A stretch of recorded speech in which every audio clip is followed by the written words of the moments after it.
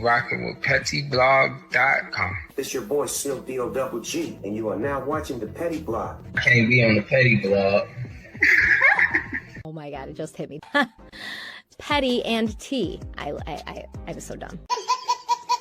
Oh, Petty. So they already know that I'm dropping the T. So let's get right into it. The two bodies that were found on an airplane have officially been identified as the two teenage boys who tried to escape the Dominican Republic, as their family feared that it might have been them.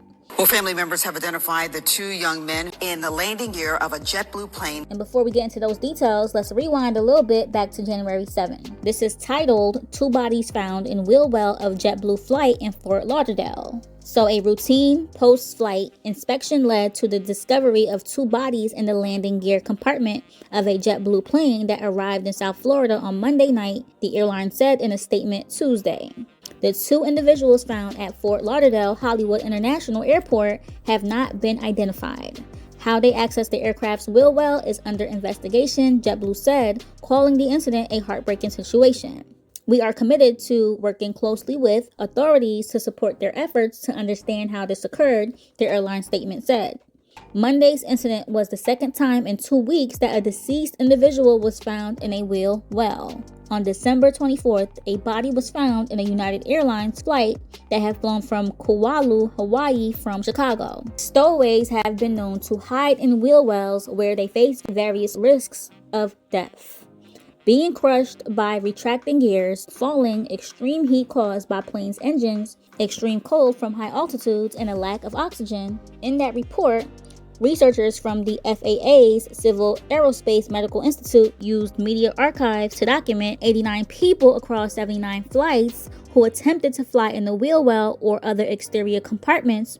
Only 18 reportedly survived. Okay, so that means that 80% of people who attempt this pass away. Only 20% survive. In 2015, a teenage boy hopped the fence at San Jose Airport and hid in the wheel well of a Hawaiian Airlines plane headed to Maui. The boy became unconscious on the flight, surviving an altitude of 38,000 feet, and was found wandering the tarmac at the airport. He said in a CBS News interview that he had run away from his stepmother's home and was headed west toward Ethiopia, where his mother lived in a refugee camp. He said he suffered hearing damage from the incident, but later recovered. And with that said, when this report had came out, both of these boys' families grew concerned and feared that these two might have been their boys, okay?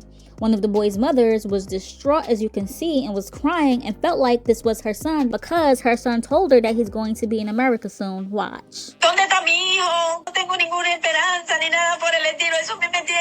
So we can only imagine the agony that she suffered while waiting to see if this was her son. And it is being reported that these two, it was actually 3 of them, they planned to get away from the DR by any means because they wanted to escape their country because, you know, they were just trying to find a better life.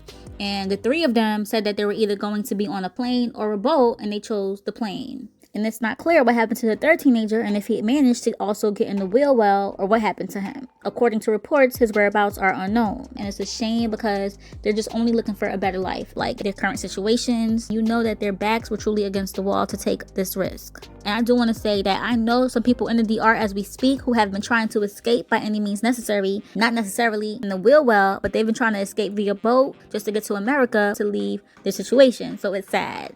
There you have it. Our thoughts and prayers go out to their families and friends. Rest in peace.